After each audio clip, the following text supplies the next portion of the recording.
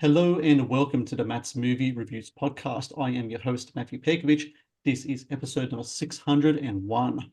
Currently playing in film festivals across the US is Undivide Us, a documentary that delves into the alleged toxic polarization that has divided the United States of America into a nation of tribes.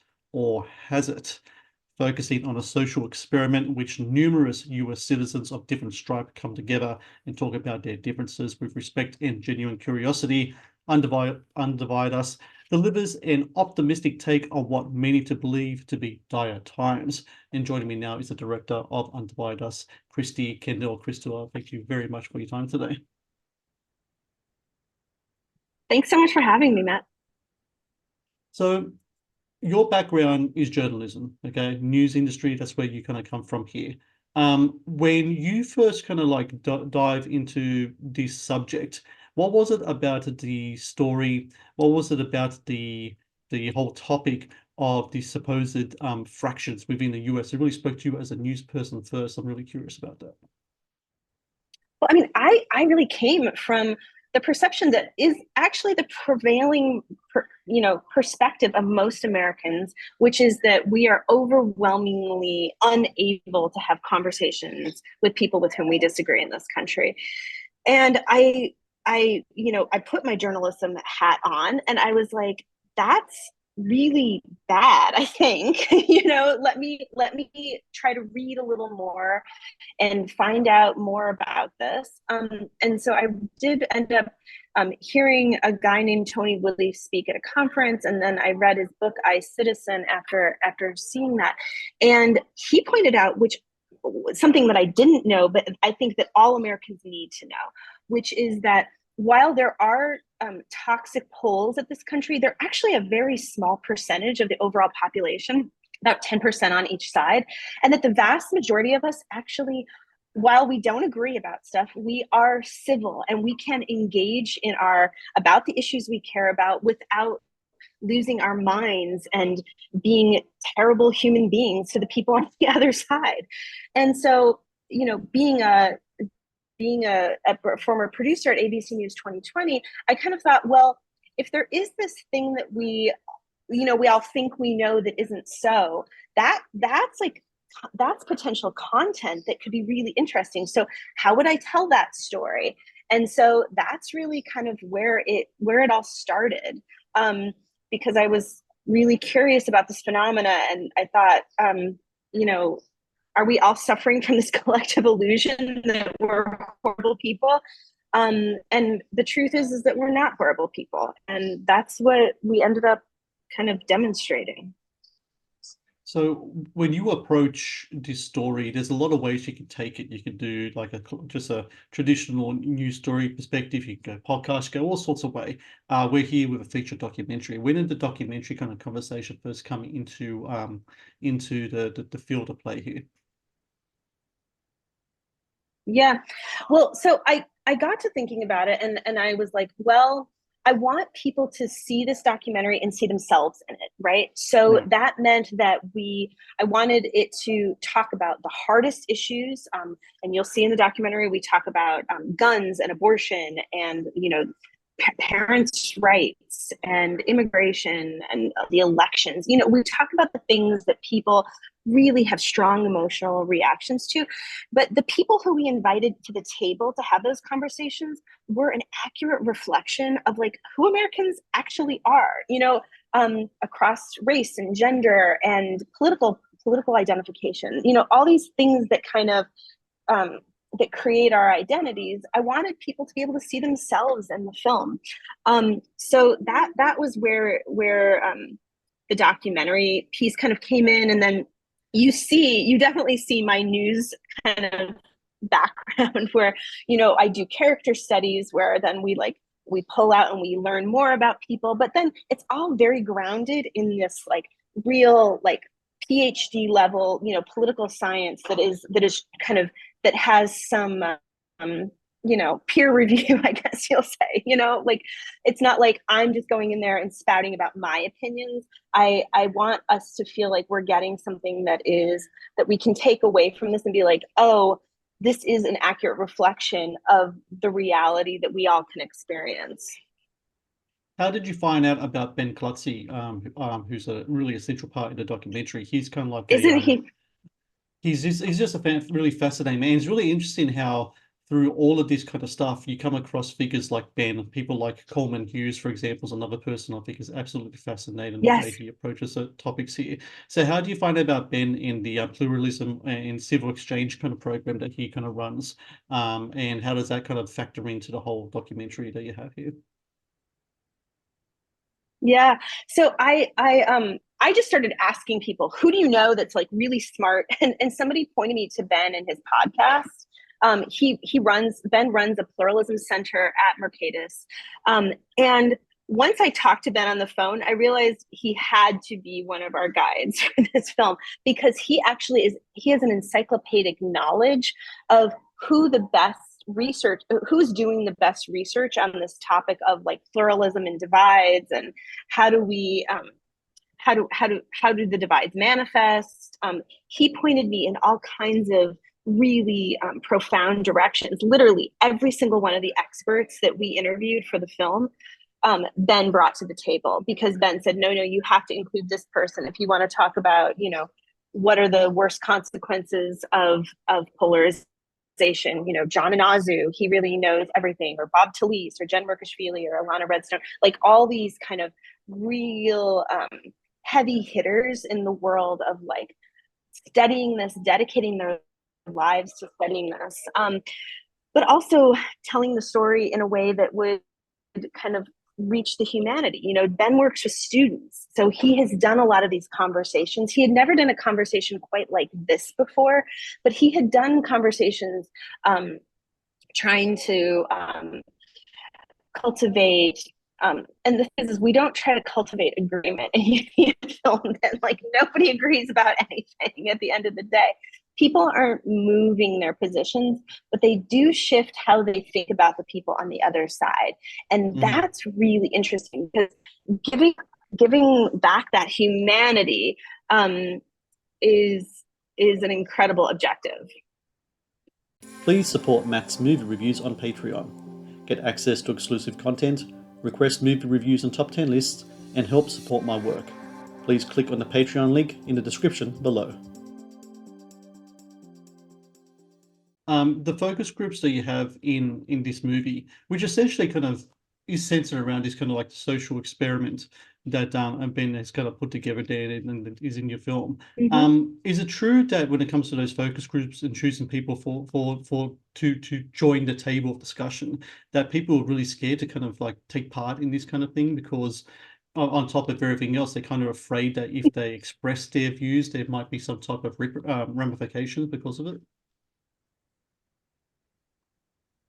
Yeah, I mean, we didn't even know, but like people told us that they thought that there was going to be like a secret mole in the group, that was there to just like rile everybody up and make people, fight and be hateful towards one another. And the reason they think that is because that's what the media usually feeds them, right? The media feeds us this diet of extremism, and that the most extreme person gets the biggest microphone. And that is, when we actually told people, no, we actually just want you to, talk about the issues that you care about the most. Maybe take someone else's perspective, in the sense of like, where we do this kind of exchange thing, right? Where like, if I'm a big gun advocate, I might want to first articulate, why would somebody be on the other side of this issue?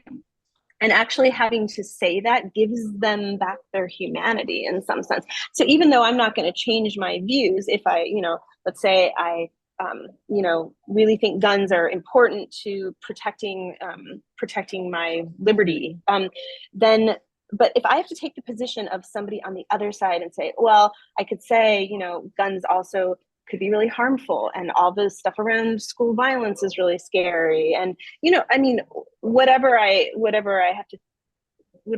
do there, that creates an atmosphere of mutual understanding, which is, I think that's what we're going for if we want to actually exist in these United States.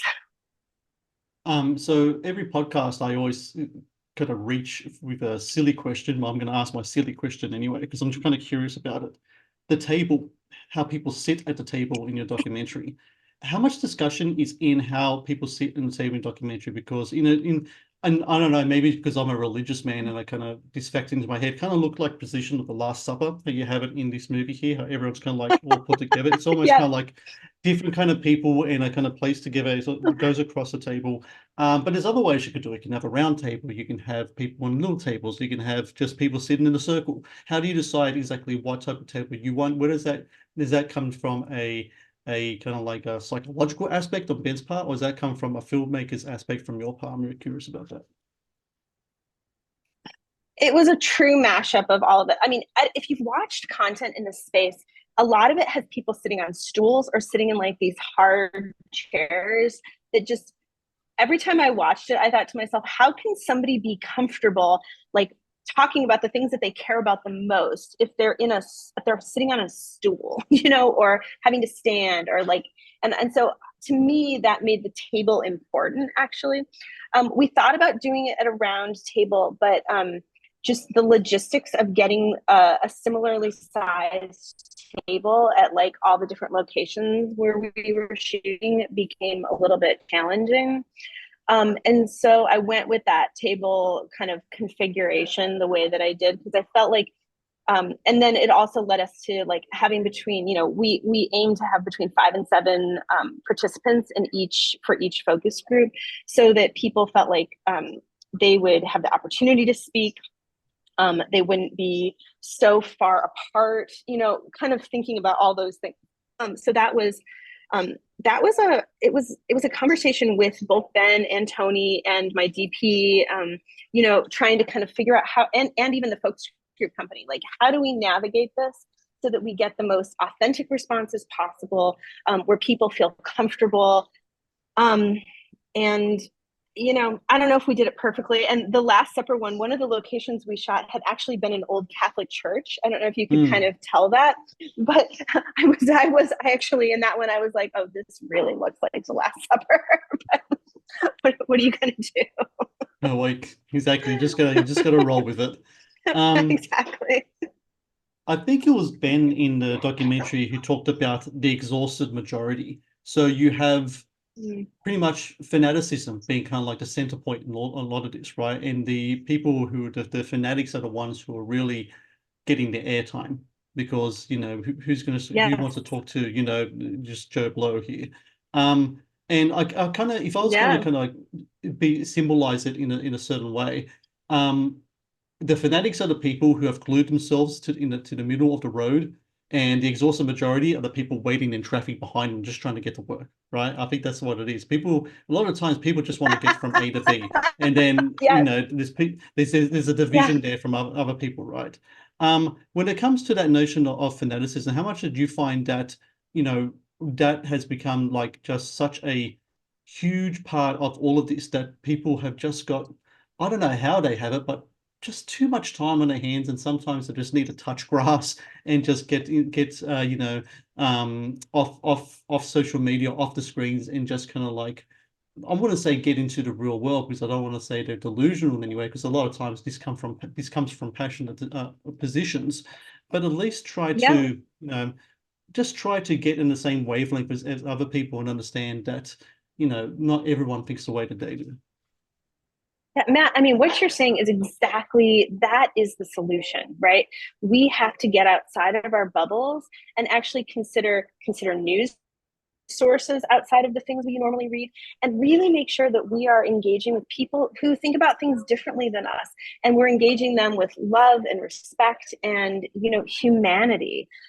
If we do that a little more, I actually think it'll actually help us feel better about the world that we're leaving for our children. And that's the best thing ever. I want to feel great about the local community where I live. Washington D.C. and the media and the politicians, they are running their own set of incentives and money grubbing and power and all of that. I don't want that to be what defines community and country.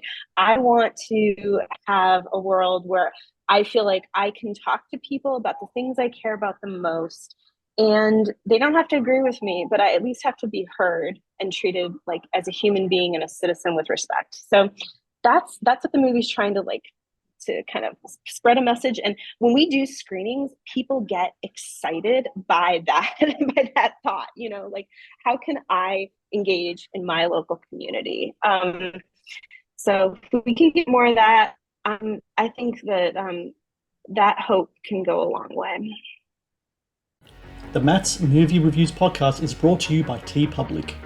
TeePublic is the world's largest marketplace for independent creators to sell their work on the highest quality merchandise. With over 1.2 million designs, TeePublic is sure to have something you love. You know, a theory of mine that I've had for quite some time now is that when you look at census figures and you look at say, religious observance, belief in religion has gone like down in the especially in Western countries. I know here in Australia, yes, in our last census, the non-belief factor kind of like choice has gone way up. And I think I think what happens there is that there's a void. And when there's a void like that, people try to fill that void of belief with these other kind of things. Sometimes it could be political positions. Myself coming from like a movie kind of pop culture background, I found that pop culture has like filled it in so much to the point where a movie as just say, you know, silly as Black Panther can come out and people just all of a sudden saying Wakanda forever, like they're saying, you know, like as if it's a religious creed. How did you find in your research at all that the decrease of religious belief has been a factor in the increase of people's fanaticism in all these other kind of factors, especially politics, which I don't know, it just seems to me in the last 10, 12 years that politics has become the new religion in a lot of ways. Yeah, I mean, I think that there's different pieces of what you're talking about. I definitely found, you know, this idea of civic engagement and religious engagement in our civil lives is super important, and not replacing that with some other kind of civil engagement, whether it's volunteering or you know, any kind of community thing that you're going to do. If it just is left with nothing, that's not healthy for the state of the country. So definitely found that. And then in terms of like social media, the rise of social media is definitely something that we need to be super conscious about. We have to be conscious consumers and conscious like perpetrators of social media, you know, and think about what is this actually putting into the world. And if we don't get a handle on that, it's not going to be good. So I think both the taking a break from social media is a great thing, but then also like heightened consciousness around how your engagement and what that engagement is cultivating is really important for all of us to be thinking about all the time. I think the engagement factor is like really, really interesting because I don't know if when people first started getting into social media during this infancy, that we'd imagine we'd be in the position where we are right now. And I think the last 10 years alone has been just a really interesting, if this turned out to be just a big kind of social experiment, that, you know, it will be the most fascinating one of all, because the way that people engage online is incredibly disheartening to find. I believe anyway, and I try my best not to delve into the dark side of that because I think it could just become really dangerous.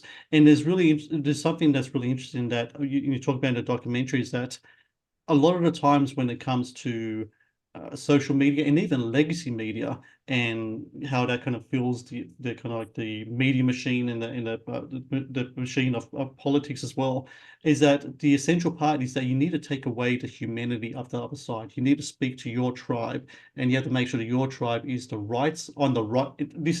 I hate these words because I use all the time. Your tribe's on the right side of history, and other people aren't. And I think that's a really kind of essential thing to take away from this movie. That it just seems like a lot of times people are being played, and it's always been that way. But this time the tools are there, especially in regards to social media and people's addictions to screens, that the effect is just 1,000 times worse than it has been in the past. Yeah, but I mean, and so yes, and we can do something about it, right? Like we can seek to understand rather than always seek to be putting our own perspective out there. You know, we can give others grace. We can try to understand, you know, first, if, you know, Alana Redstone talks about this beautifully in about the certainty trap. You know, if we're so certain that somebody is just, you know, completely wrong about something, you know, maybe that's actually a signal to yourself to pause and say, is there something here that I'm not quite understanding? Because, you know, this person is likely not evil, right? They just have a different perspective. How can I get into, how can I avoid what she calls the certainty trap and kind of give this person back their humanity?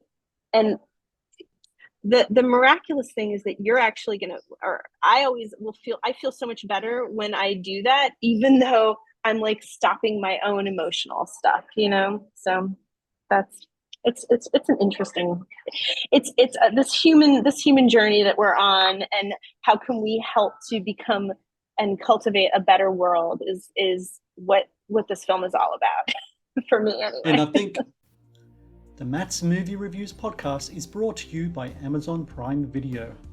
One of the best on-demand streaming services available, Amazon Prime Video features exclusive Amazon originals as well as popular movies and TV shows. Watch Amazon Prime Video anytime, anywhere.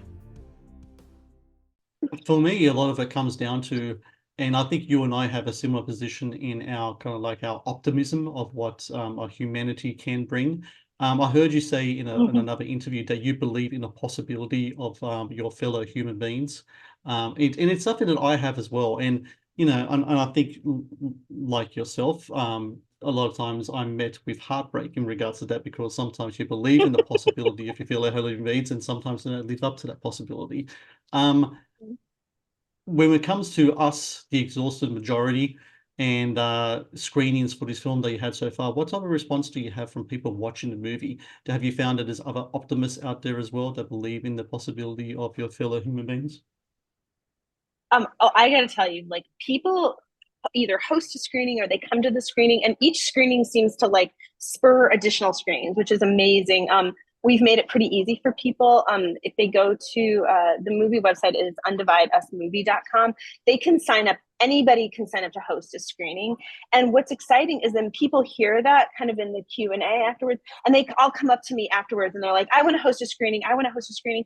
And the people who want to host screenings are wildly diverse.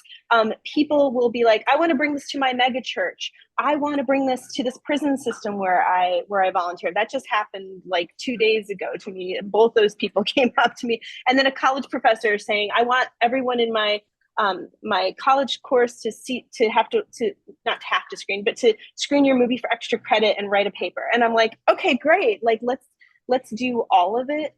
And so that's kind of the response we've been getting.